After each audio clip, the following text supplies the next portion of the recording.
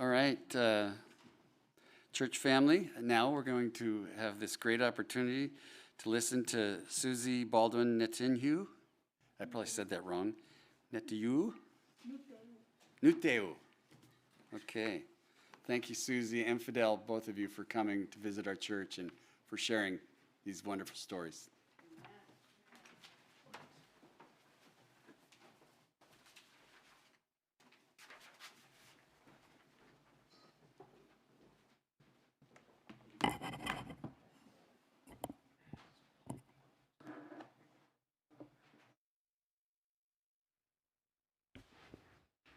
Okay, while we're waiting for it to come up on the screen. So I invite you, when we're done, to see what's out on the tables. We have magazines. If anybody would like to receive the magazine, you can fill out the little paper out there, and they can get a 6 months free prescription to that. We have lots of articles in there, not only me, but like all the other missionaries. They write articles with pictures and whatnot, and you're welcome to receive it. If you'd like, you got this in your bulletin. This speaks about our project a little bit more and the needs of the project. This is if you want to send money to AFM. So you fill it out, or you can take on the the QR code. And also, if you want to use a credit card, you need to make sure you put the security code in, because apparently I've been doing it wrong. So you're the first church that gets the real paper. So anyways, the other paper didn't have that, and so they're like calling everybody up. So anyways, for those of you who don't know about Adventist Frontier Missions, it is an organization that works closely with the local missions where the projects are located, and that's a little bit all over the world. I did have a nice big box full of documents, magazines that were especially to explain more about AFM. They somewhere got lost away. I have no idea where they went. So the box is somewhere in some church, probably somewhere, and I don't know where they are. So I've looked, I've asked people to look, and so far we've never found them. And an organization where the missionaries are funded through private funds, an organization that works to prepare people to meet their God and prepare them for the soon return of our Lord Jesus Christ, teaching them mainstream SDA doctrines, reaching people groups that have no or very little Adventist presence, and starting Adventist churches. Okay, we are not in the right thing yet. Hold on, people. We're obviously not right. Voila. Okay, so this is Africa, for those of you who don't know. Up there in the little corner where the arrow's pointing is the country of Benin. Now, it's not a very big country, but it does have 53 languages in our little tiny country, and we babble along in French. So here's the country of Benin. On the east side is Nigeria, on the west side is Togo. And within the north is Burkina Faso and also Niger. So we're kind of surrounded. And we work up in that area where the arrow is. In that area, it's called the Antakora region, but where we're working specifically is called the Pinjari region. So it's not the Pinjari people, it's the Pinjari region. There are many people groups within that region. Now, when we arrived in this area in 2016, all the other people, the evangelists and everybody else around the area had all been trying to work in that area, and they all said, oh no, everybody's closed up there. Nobody wants to come to church. Nobody wants to listen to anything. And so they had been up there and they had given brochures and whatnot. And so when we arrived up there, we was through a lot of prayer. God showed us specifically that we were supposed to be in that area. That is where he was sending us. And so we have been there now since 2016 doing church planting, and we now have 6 groups there and have been working with these groups. We are not looking to put more groups at the moment. We need to work out these groups so that they can expand on their own and not make it so complicated, because Fidel actually goes to each group each Sabbath. So this is us, and the guy on the left, or right, or right, is our nephew. He lives with us. He's 13. and taller than me. He'll be starting junior high here in a week and a half. Now, we've been working there, and for the most part, the time up there has been in safety. We have a farm up there, and we built a house and everything. And then about 2 years ago, the Al-Qaeda jihadists were trying to get into the country. They've been in Mali, and they've been in Burkina Faso, and they've been trying to get into the country. So the area became insecure for me to stay there. And when I got back from furlough in 2022, I had about 3 weeks at my house on our farm, and then the attacks got too close. They became about 15 minutes from my house, so I decided it was time for me to get out because I'm a kidnap risk. So we left, and I moved to the town about 30 miles south of where our farm is, in a town called Noutehou. I spent my time there. That's where I stayed before we got married and before we moved to the other project. So I know the town. I know people there. And so we moved in with a truckload of stuff, and that was it. I moved with my nephew and another girl who was going to stay with us, and she had only been in our house 3 days before we had to move. So she moved along with us. But being there was a time for me to reconnect with the young people that had been in my house. If you look at some of these old picture albums out there, you'll see the guys as they were as kids in my house. And they've now done what most kids do, and they grow up. They got big, and they become now the directors in the church. Here's some more pictures of them as children and as adults. They're now, the one on the right is actually the leader for the Pathfinder Club right now. And the other one is also helping with the different things. Now, one of the things that we've been working a lot with is children, because children are very open to learning new things. And if we can get them as they're young, we can also work through a lot of the cultural things that need to be dealt with in a biblical way. And so dealing with children at an early age helps us be able to teach in an appropriate way where they may or may not have gotten teaching at their house. So one of the things that we're doing is the Adventures Club. Now the Adventures Club is kind of like the Scouts, but it's for the younger kids from 9 to, well, I should say, I don't know where it starts here, but there we start at 4 to 9. And I think there's the ones that are for even the younger ones, but we don't do those. If you can't walk on your own and be away from your mother, you don't come. I'm only one person, and I'm taking care of 15 kids by myself. So you better be able to deal with your life by yourself if you're going to come.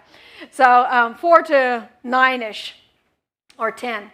And so the document as it is now here in the U.S., it's a document that is a little bit more difficult for us to work with because it requires the parents to be very involved with the documents and everything else. Where over there, culturally, parents send their kids to whatever they're going to, and they don't have anything to do with any of it.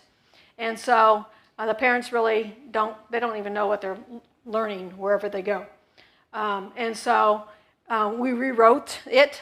Bruna, who is the one in the Pathfinder uniform in the picture, not the blue but the green, she rewrote the documents with the okay of the mission there in Benin and rewrote it in a way that can be used for one person to teach the children so that each one has their notebook. And so she worked through it, and then I read through it and made sure the French was in a French that people actually spoke and could understand. And then we went through it, and she decided we were going to do all the classes and get our master guide. And so we started working on it, and we did manage to do it all in 2.5 weeks because the pastor was coming and he didn't have any other time free, so we had 2.5 weeks to finish all 6 lessons and make the patches and sew the patches and cut out the patches and glue them on and everything else. And it's not only you're doing the thing, but you're doing lesson plans basically for every single class through that's normally a 6-year program. We did it in 2.5 weeks. So we did it, and then when we got there, they said, oh, no, you have to do master guide as well. I was like, fine. So the next 2.5 weeks, I did master guide and finished that off in 2.5 weeks. Now, master guide is normally a year-long program, but anyways, Thanks to my background already, I was able to finish it off really quick. But there's quite a lot of stuff to do on that. So my master guide put me in a position now as the leader in that whole area because the other master guide also went off to university, so he wasn't there anymore. And so I needed to be there to help give whatever needs to be done for master guide as the chief in that area. I'm also the head that kind of sits around the Pathfinder Club as the adult that can calm the squawks of the kids, because the Pathfinder leader is sometimes younger than the people in the Pathfinder Club. So sometimes they need an older adult to squawk and calm their problems. So I worked with Ansem, and Ansem he was born actually when I arrived there in Benin, but he was the leader for Adventurers Club, and I followed him around for a year, and then he went off to university, so I got everybody. So these are just some pictures of the kiddos doing adventure stuff.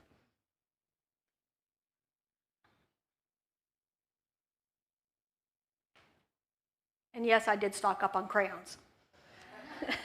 They have taken up probably close to 7 pounds of weight and baggage. Because you can get like colored pencils, but they're a real pain, you know. They go unsharp and then break, and then you have to do them, and they just get shorter and shorter and shorter. Crayons, they just never, you can just keep using them until they come nubbin. So we had a Pathfinder camp out recently, and these are the guys that helped put it up. The one in the middle is Ansem, and he's also the adventure leader, but he went off, so he wasn't there for that. Now, this is Martin. Martin, you can see in the small picture in the middle, he was a young guy, and he came to my house to do Bible studies way back in the day, probably around 2001 or 2002. And he did that, and his little sister is also standing there. And, well, they both grew up. And she actually was one of my teachers in the Adventurers Club for a while. And she has 2 kids in the club as well. And then her brother, Martin, he got big. And he went off to school to become a pastor. He was an evangelist for us for about a year. And you can see him over there. He's sorting out the patches. Sorry, I'm pointing back there and you're looking there. Anyways, I was pointing here too first. And so we get our patches for Pathfinders. People bring them to us, so we get whatever's left over, basically. And they come in little bunches here and there, and they're not very organized. So he wanted some of the ones that he wanted. I don't even remember what he wanted. And I said, well, there it is. Dig through it. While you're at it, why don't you sort them out? So he's sorting and putting them in baggies so he can get them all organized and put them apart.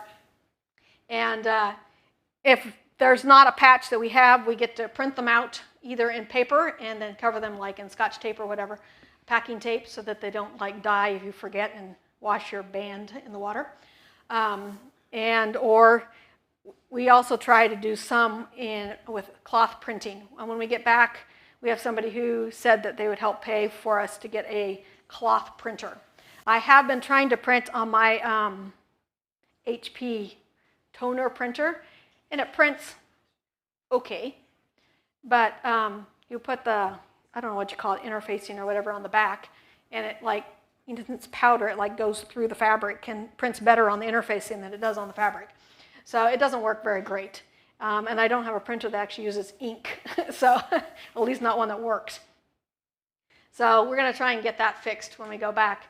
And when we want flags, we have to cut them out and do them ourselves, make the flags, cut all the pieces out, sew them all together. And so we made those flags, and then eventually they do go on a flag.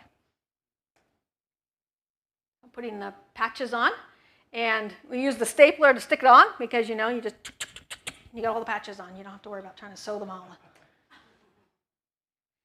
on. We did do a camp out here in April for the whole region, the whole area up north, and so all the kids got together. We had about 70 kids that got together.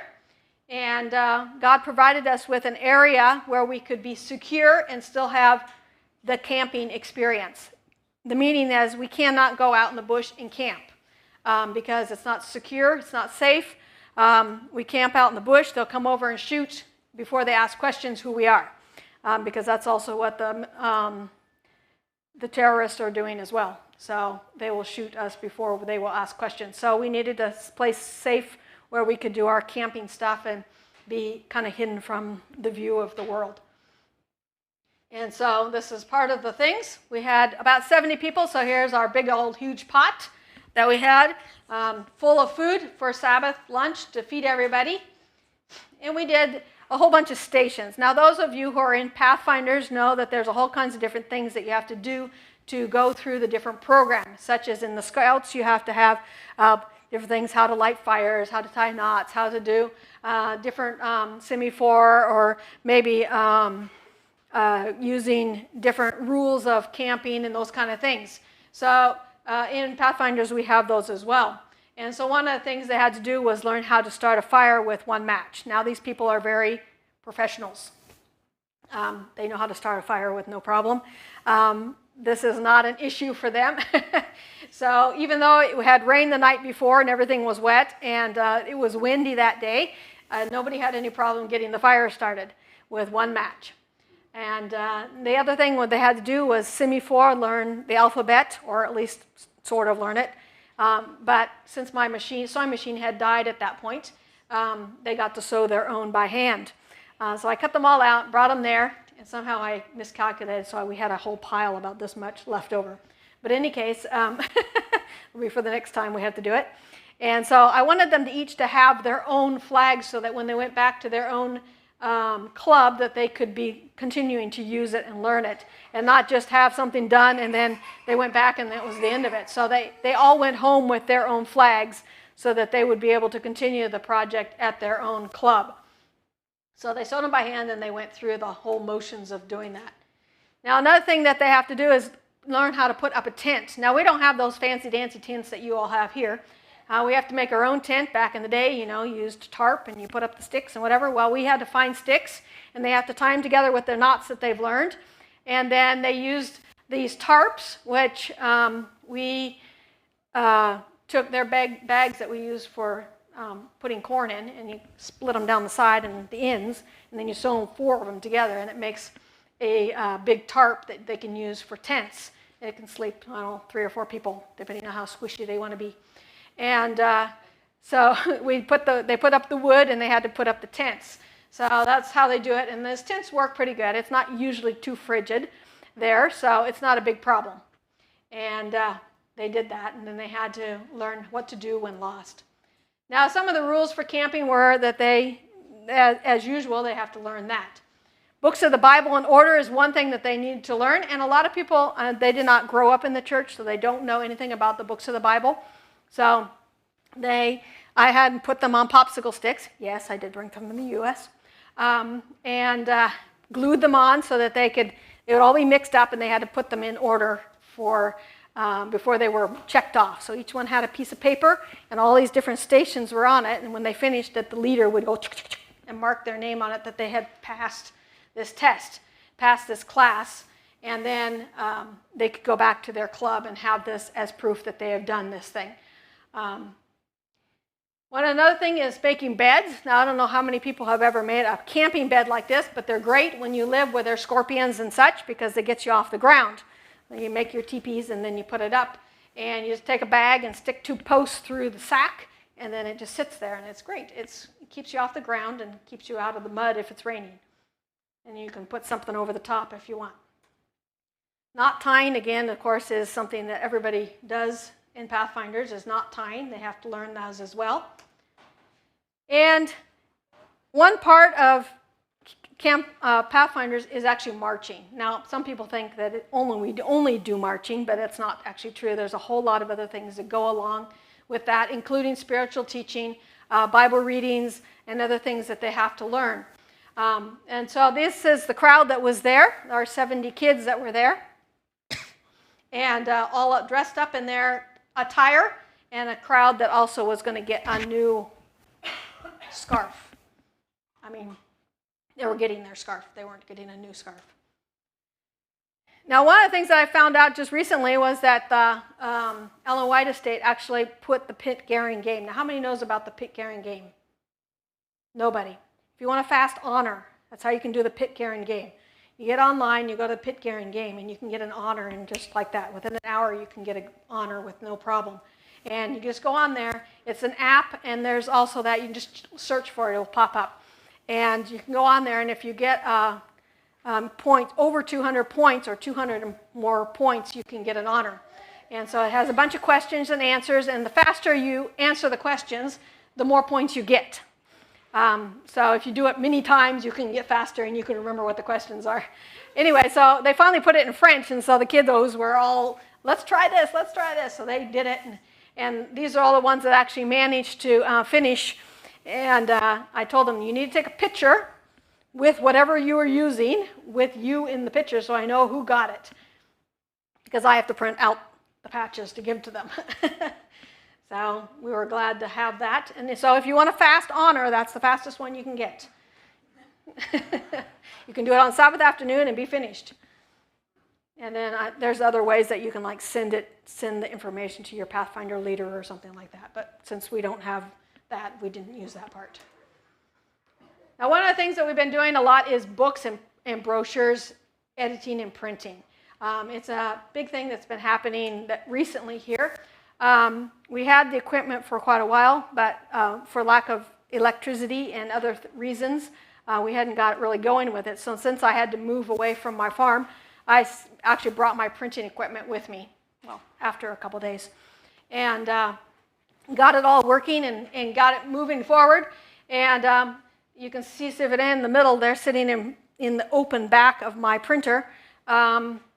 We're hauling out all the hot chilies that the mice hauled in there. It was rather a sneezy opportunity to work. And the mice also thought that the covering on all our wiring was a great tasty meal. Apparently they make them out of soy now, so that's what somebody told me, because I didn't know why they thought they were so tasty. But anyway, so we got to recover all the wires with the lovely black tape. But it works. And then we have the paper cutter, which is great. It weighs way too much. If it's sitting there, I can't move it. Even with all my weight, I can't even get it to budge, even with all my weight on it. So that's the one that's on the right side, that big heavy thing. Now, I started working on the Great Controversy in French so that we could reprint it. But then the church brought out this whole thing about the Great Controversy and to pass out with everybody, and we had a whole bunch of books that came in like they are here. So I just left that and moved on to something else because it's already there. There's no reason for me to redo something at the moment anyways. And so here's some of the little bookies that we've been working on, mostly with Steps to Christ in the original version in French. Now, a lot of the books for White are actually written or translated like 100 and some years ago, way back in the day. So French has evolved, and also the French that was used was High French, and it's very hard for people to read if they don't have a very high reading education. So they don't like to read gigantic books, like the size of a hymnal. Nobody will ever finish it. It's too big for someone to wade through at such a high French that it's really difficult. So one of the things that what I did was take Steps to Jesus, which is an easier English Steps to Christ, and translate it into French, into a more colloquial French that they can understand, and use that as a little book. If somebody wants to see it, it's back there. And there's some pictures in it even, with permission from an organization that's in South Africa. They gave me permission to use some of their little images to put in there, so it would be a little more kid-friendly if somebody felt that they needed to be a kid. So another thing that I worked on is life sketches. Now, life sketches does not exist in French at all, but I think it's a very important thing to have understanding of the past of our church and how the different steps that it went through. So I've translated it all the way through, and it's getting some pictures in it, and it's also getting read-through, correction or editing or whatever by a lady that's working with us who I'll talk about in a bit. And we also made some small brochures. So I took Steps to Christ, the original version, and just took chunks out of each chapter to make a little extract so that we can pass it out as a little brochure, and it won't be so difficult to wade through for people who would maybe not have a high French or an ability to read very quickly. We also wrote a couple brochures to pass out to people in a cultural way, because using things from the U.S. and trying to take it over there does not deal with a lot of deep cultural issues that need to be dealt with over there.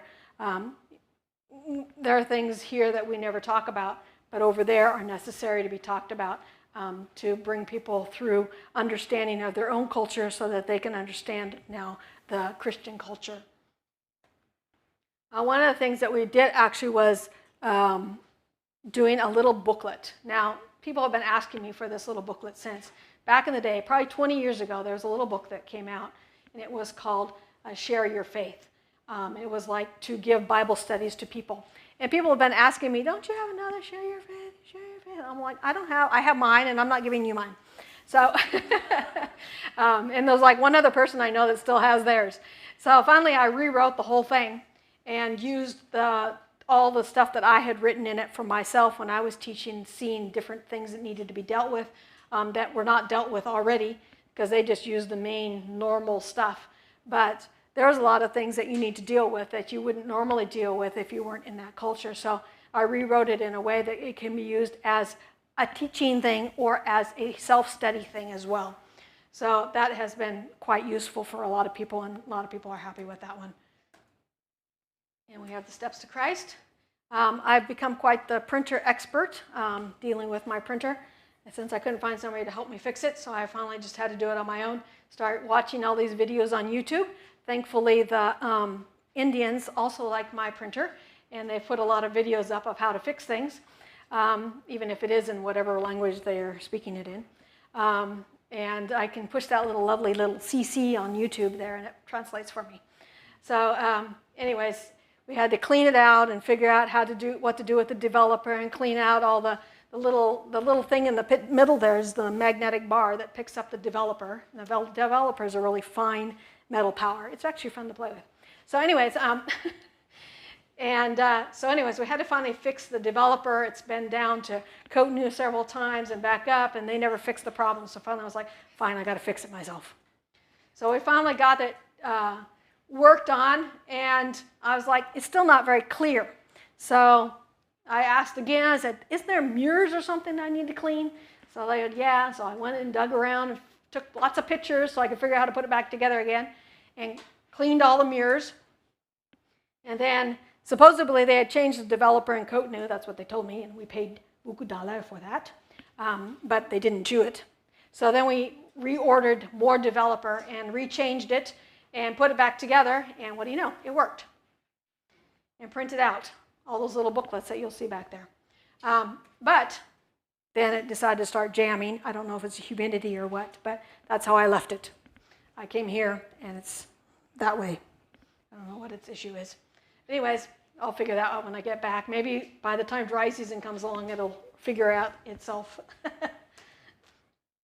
Another part of our project is an agro project. And it has a lot to do with a lot of different things with agricultural. One of the things that we've been working on is doing a gardening. And the gardening is not necessarily for food, but more to get money to pay workers. Also an area where young people who are in the villages, instead of running off to Nigeria where they'll get lost in the drug and the whatever life over there, they can come and work with us and work beside us. And we can use that time to teach at the same time as they're working with us. This is just some green peppers. We had to dig some wells. We are very close to the Sahel Desert, which means it's dry most of the year. Right now we're in rainy season, but in about a month it's going to turn dry, and we'll have to irrigate, otherwise we don't grow nothing. It will just be completely dry, and all the grass will burn. They'll burn all the grass and everything else. So God's been working with us and helping us in those different areas to reach people and help other people figure out how to do things properly.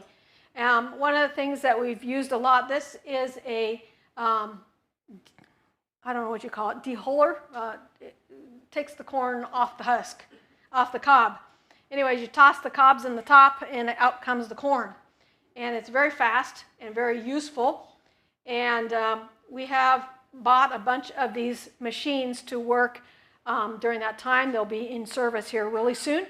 And they each have a person that goes with them to the people who have hired them. And then they pay per sack that is being done. Now, I don't know whether the sound is going to come up, but you can see this little video going on. You can see how they work. And if the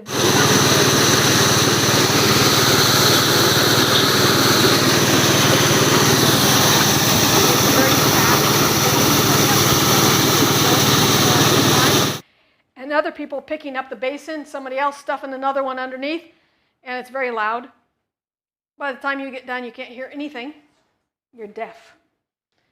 Even if you have earplugs in, it still makes you deaf. It also makes you itch. So we also continue with planting. We planted banana trees and plantain bananas, which don't normally grow up north. They take a lot of water, but we put in a drip system, and it worked pretty good. And we also planted in a bunch of papaya trees. They also grew well, and we got papayas off of them. Then we had a big windstorm that knocked down all the papayas and the banana trees. Then the goats got in and ate all the bananas that were left over, the banana trees that were left over, the little ones. So we have to restart on that one again. And then it also ripped up all the wind whipped up all the drip line as well. So it's all rolled up in my house right now. Another project was to do drying, because there's a lot of food waste during wet season. During wet season, when there's a lot of food coming out, but there's not really a good way to dry it. So we have built dryers all the way around our porch. So much for having a porch. Anyways, there's dryers all the way around the porch now. And they are good for drying all kinds of stuff. So when the corn comes in now, our corn is ready to go pretty much, but it's not completely dry yet. But we had a big windstorm, and it like knocked all the corn down right now. So when he gets back, he's going to have to get the corn harvested, but it won't be completely dry yet. So we'll throw it on these dryers to keep it out, because actually when you dry it out in the sun, it's great, but it's still rainy season, and there's these magic rainstorms that roll up every now and then, and you're out racing around trying to get everything in. That you have about 5 minutes to get like a huge pile of corn or whatever in, and usually by the time you get your food in, the rain has stopped already. So, but anyway, you never know, because sometimes it can go on a long time, sometimes it just like that and it's done already. So anyways, this will be very useful to get the corn dried, so we don't have to haul it in from the sun all the time. From the rain all the time. We also did a chick project. This was an experiment to try and see what we could do with chicks and get them through. So they actually lived in my house for a month or so until they started jumping out of their box. We had a little problem with the light bulbs. We did, normally light like this, and you put the light bulb so it's hanging down, but the lights kept getting too hot, and about 5 minutes after we put them up, the light bulb would go bloop and fall into the chicken house, into the chicken section.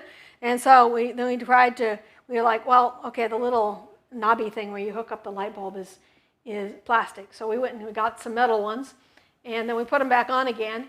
And they were still too hot, ploop, and they fell out again, only this time with the little section thingy, and it fell out now onto again, and with the screws now.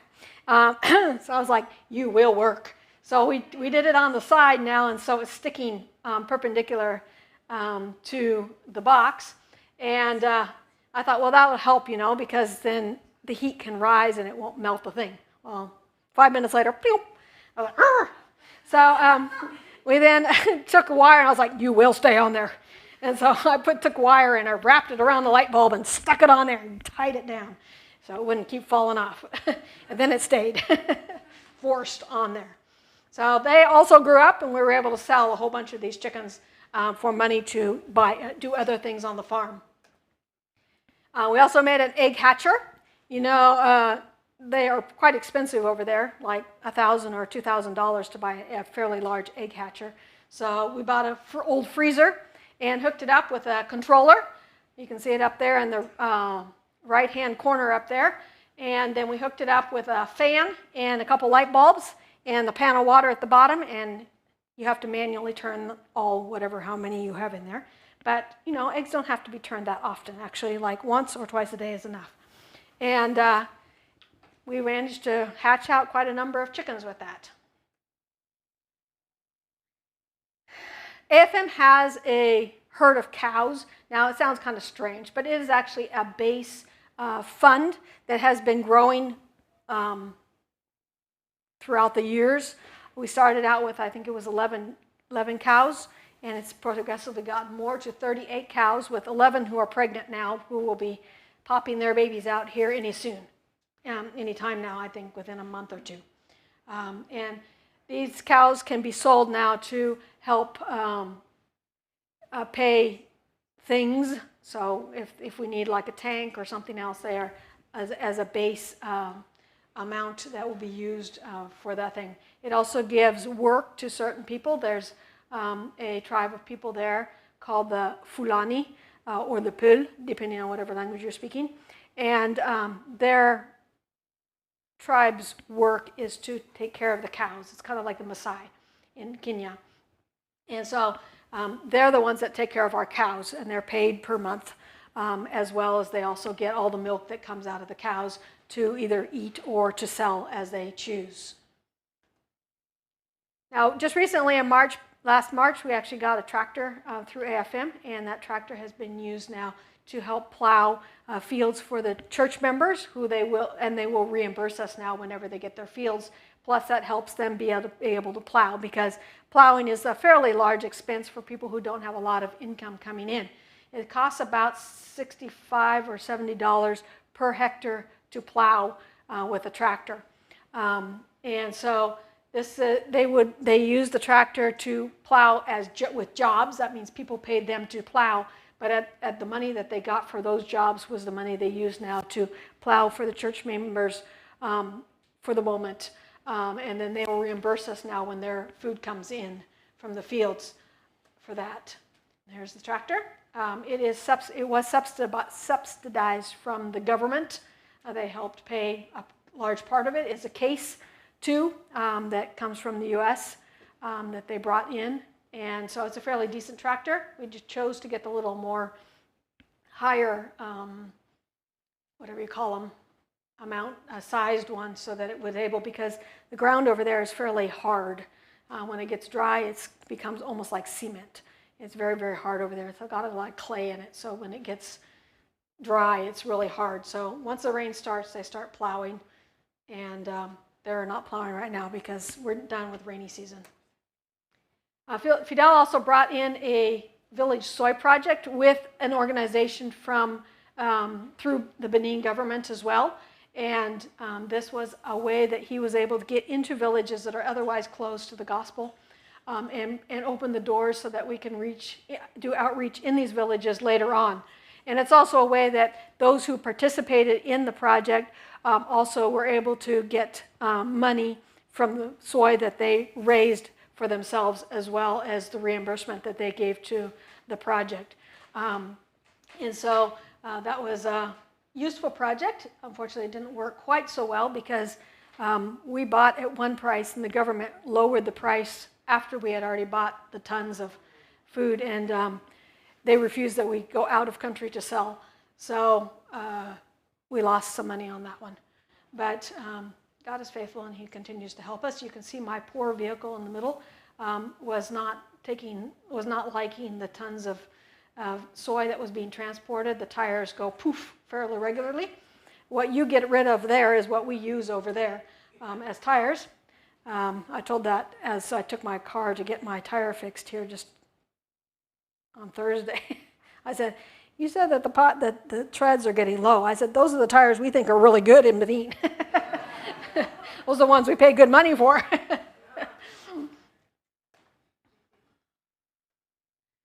So when we were here last, and not here, but in the U.S. last, we actually raised money for vehicles. One of our vehicles rolled, so we needed to get some new project vehicles. So we raised money for that, for the vehicle, and then they actually raised a fair amount of money, and the money that was left over, we actually were able to buy this jobber to help transport things. It also transports stuff, but it also transports people. Like they transported people to a couple of 13 Sabbath celebrations in this. But it also transports a lot of stuff, food stuff from the fields. It's transported soy, like the plants with the soy on it, to the house.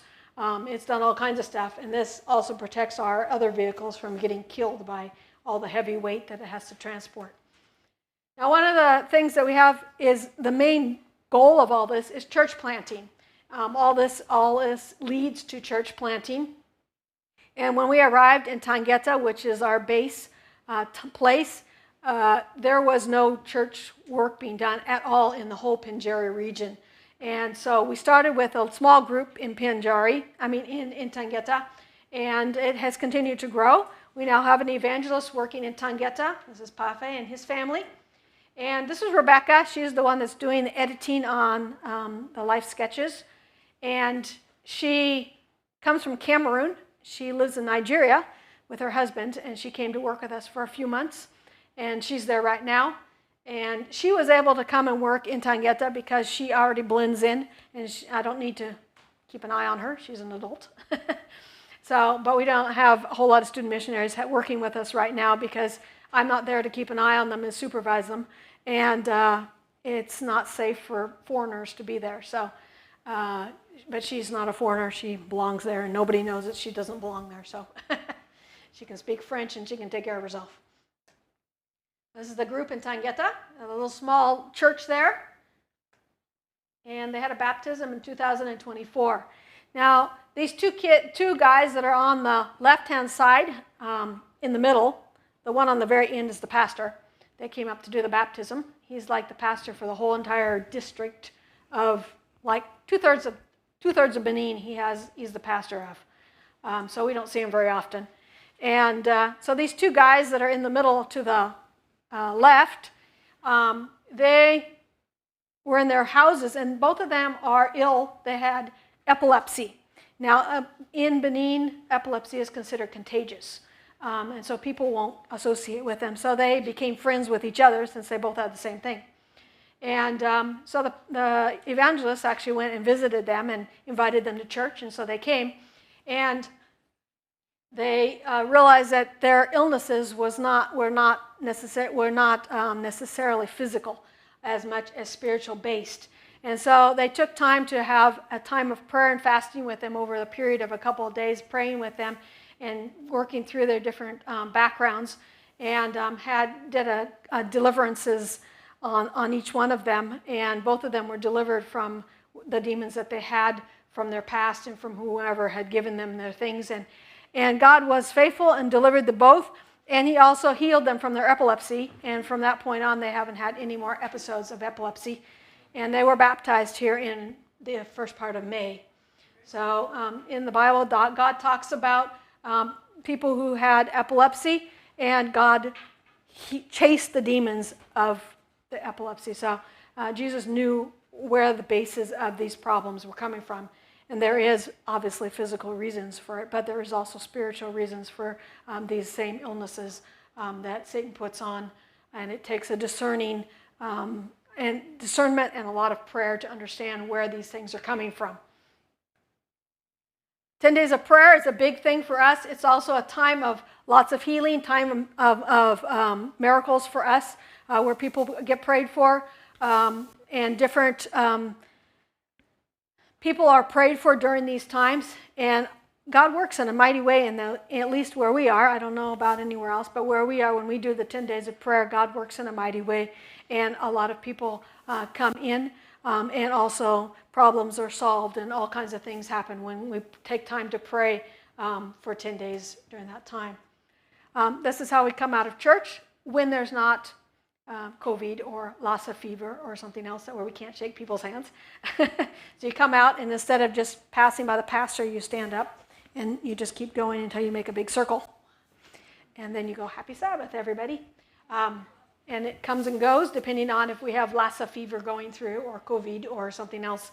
But right now it's cholera going through. So they put out a warning if anybody has diarrhea to go to the hospital. Don't just try to treat it yourself, because cholera is running around the country right now.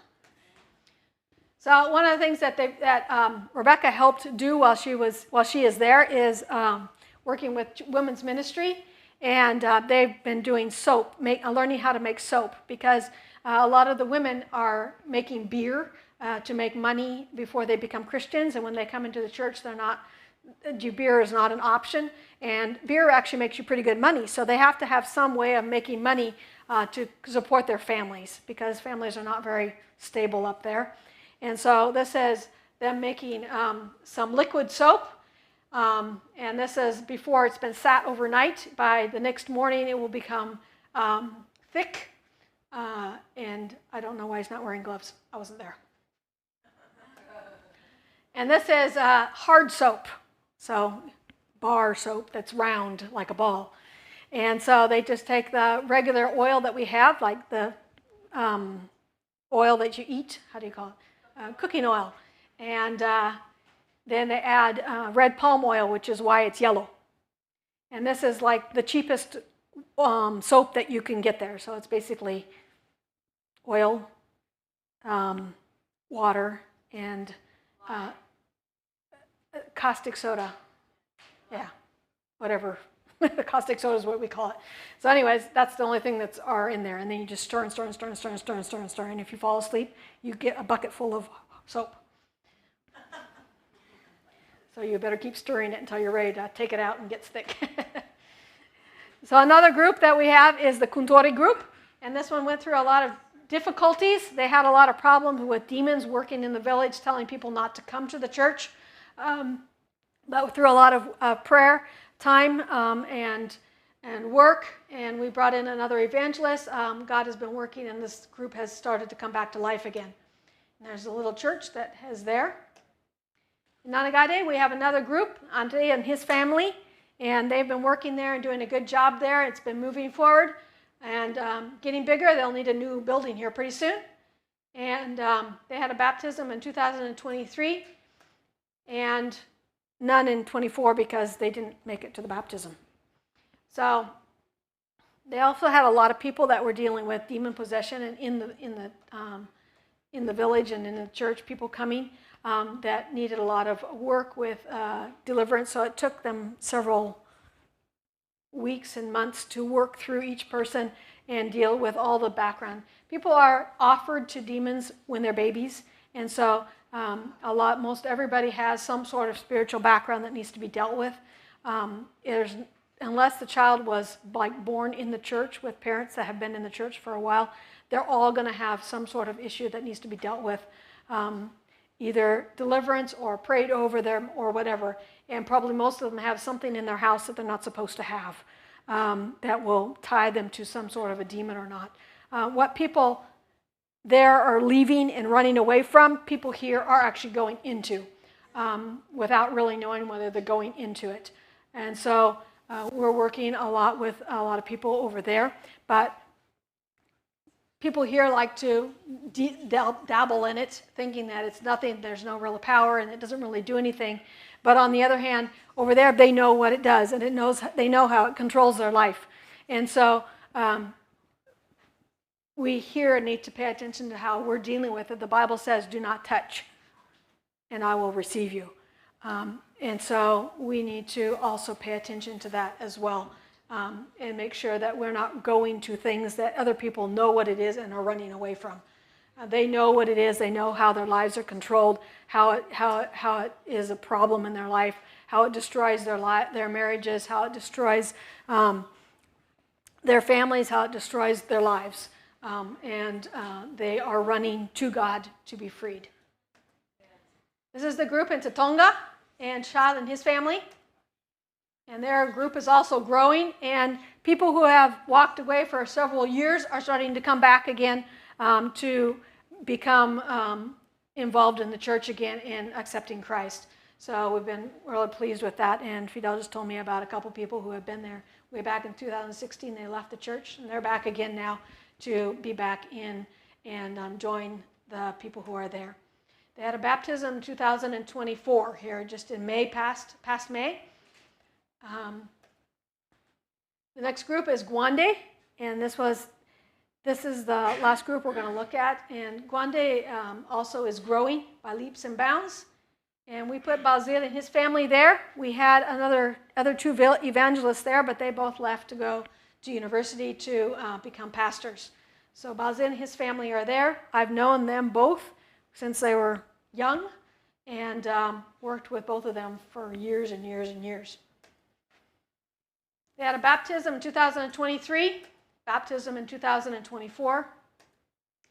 When we do baptisms, we kind of have to do them during rainy season because most of the baptisms are done in the rivers.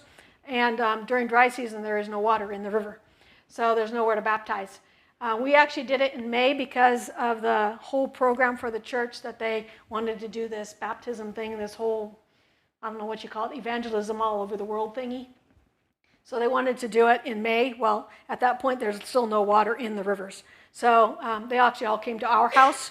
And we have fish ponds, big fish ponds, cement fish ponds. So we cleaned one out and put water in it, and that's what they were baptized in. So it works pretty good.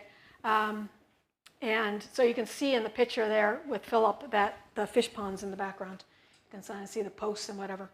But it made a great baptismal tank as well. And we actually had water because other places there's no water yet because the rain hadn't started. So Philip is a guy who had been baptized back in 2016. And he walked away from the church for years, and he finally came back and was rebaptized.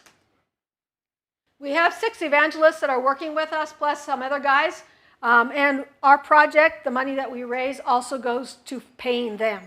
And we pay each one of them a salary every month to help them be able to do their work properly, because otherwise they'll spend all their time in the fields, and they won't have time to actually do evangelization.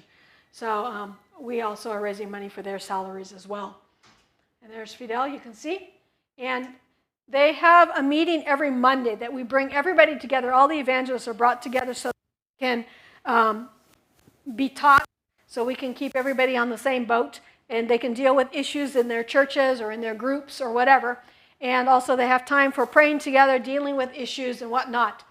And when we say get together, these churches are a long ways away. We're talking 2 hours, 2.5 hours sometimes on motorcycle to get to there. And it's quite a distance. These are not even concrete roads. These are all dirt roads full of holes. So when you're riding, it's not like me. It's like riding like this most of the time around potholes. Motorcycles are faster than cars. Cars are slower because you can zip around with a motorcycle. You cannot zip around with a car very easily.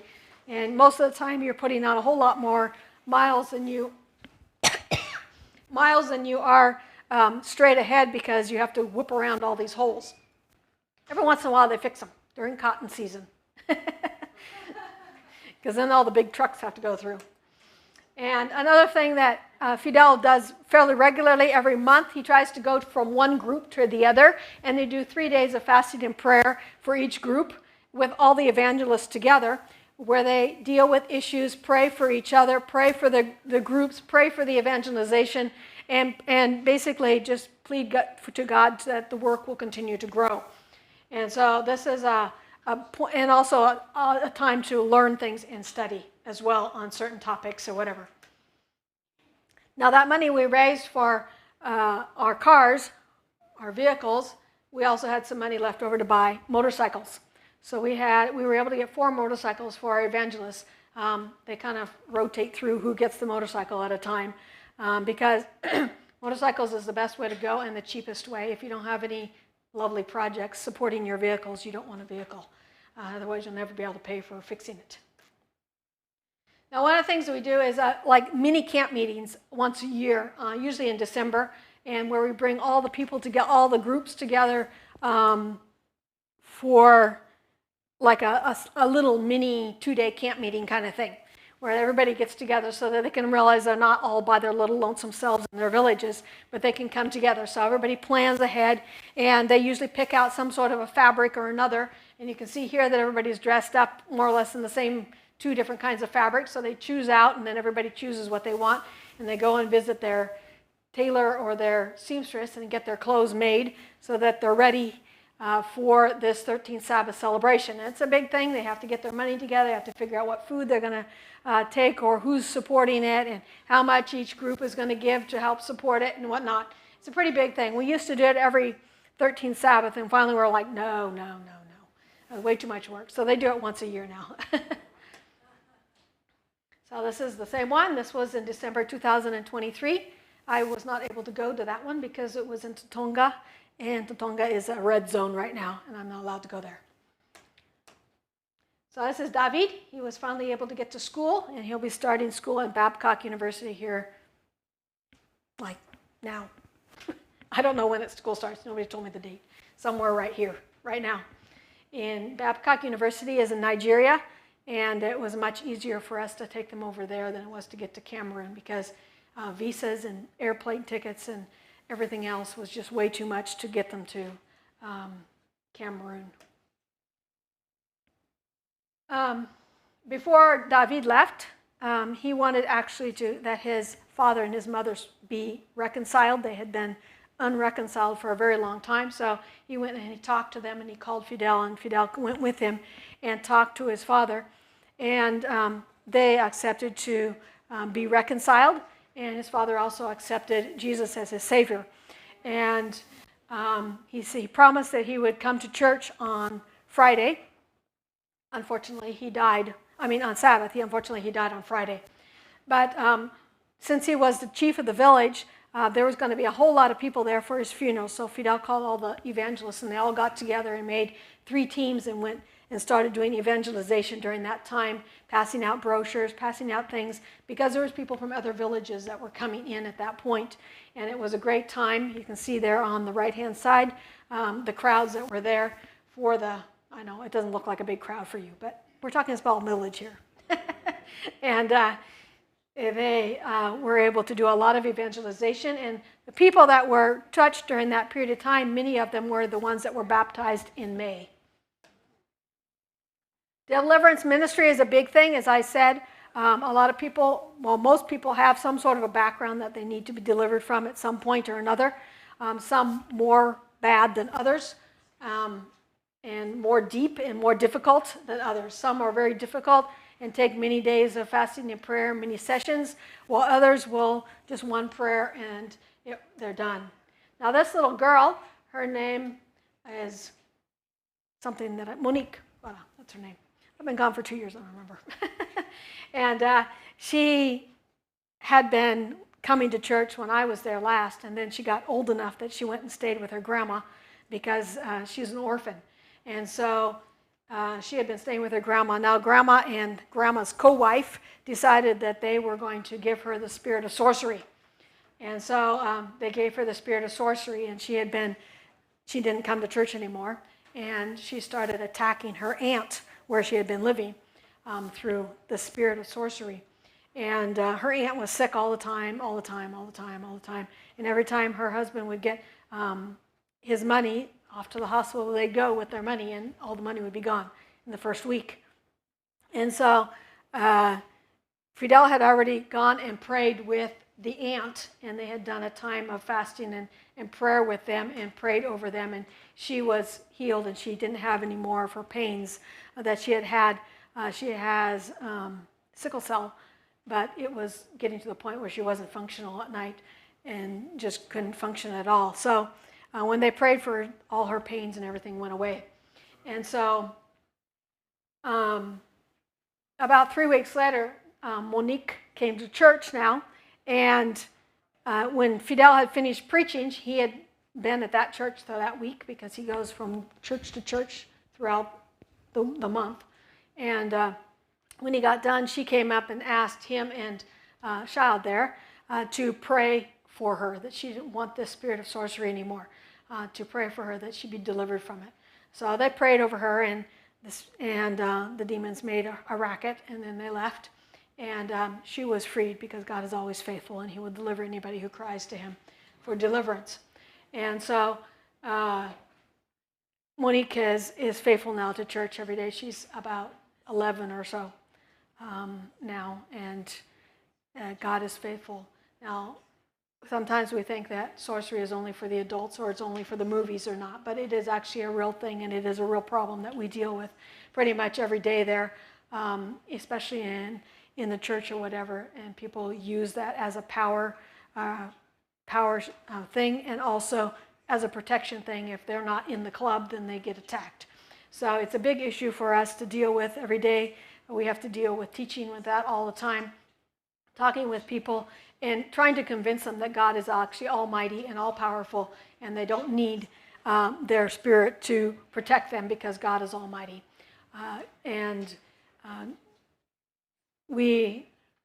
So one of the things that we actually do a lot of is working with children, as I said. So one of the people that we've worked with is a young person. You can be preparing this, Mr. PA. You can prepare the video, the last video. So one of the people that we work with is Bona, and Bona has been living with us now for about 4 or 5 years, and he's just finished schooling. And so we're going to watch his video as soon as it gets up. And he tells it so much better than me, so you can just watch the video. If you want to see it again, you can go onto YouTube and look it up, and it's there. Go to the Adventist Frontier Missions, and there's a whole bunch of videos there. When the Adventist church came to my village, nobody knew what it was and how it could survive. All other churches that came were driven away by our village spirits. We don't tolerate any other church or religion here. The enemy spirit keeps this place a stronghold. When the Adventist church came, we laughed at the fact that this one worshipped on a Saturday. However, there was something that fascinated me about it.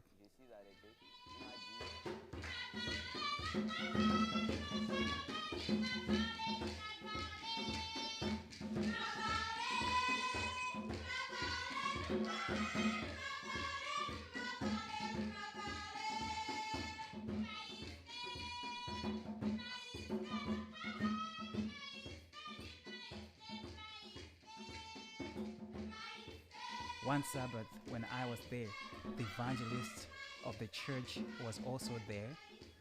He spotted me and started asking me questions. He invited me to come worship with them the next Sabbath. I was intimidated because he was a big man. Nevertheless, I decided to go more often.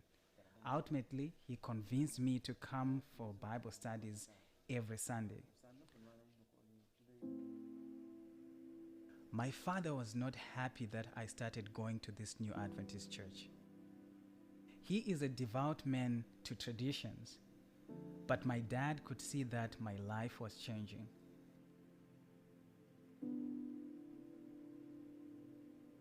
The biggest change was I no longer worshiped the fetishes and spirits and no longer ate the food offered to them.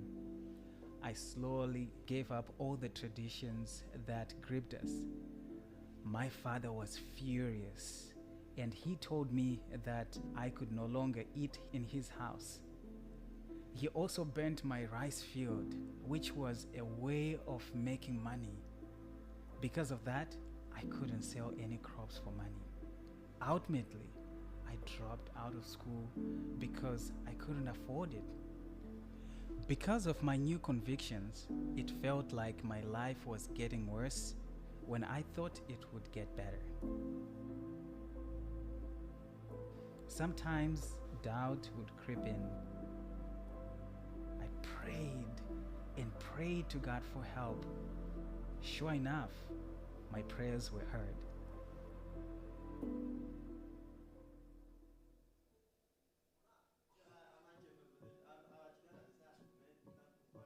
One day, I met an evangelist named Fidel who came to my village.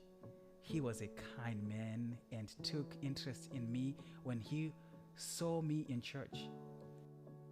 He heard my story and invited me to stay with his family in his village. Here, I am at peace. I am learning how to be a disciple of Jesus through the different activities of life. It is hard to be a Christian whilst living with my family. I choose to be a Christian because I see that Jesus is turning me into a better person. Day by day, I become happier. Even though it took sacrifices and loss in certain areas of life, this is what I truly wanted. I want to say thank you to Fidel for helping me, for encouraging me, and for finding a way for me to go to school again. And ultimately, I thank God for answering my prayers and for watching over me and leading me on this journey. I look forward to seeing what the future holds.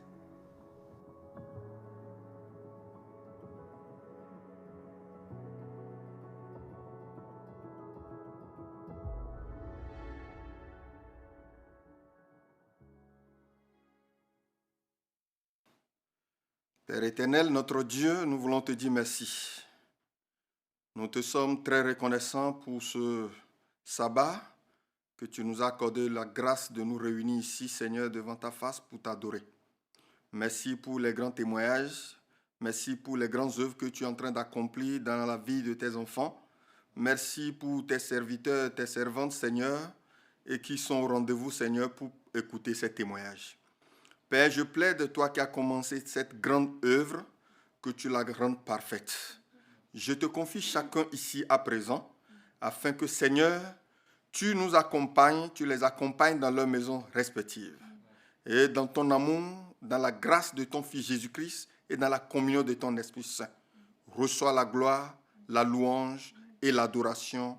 Au nom puissant de Jésus, j'ai prié. Amen.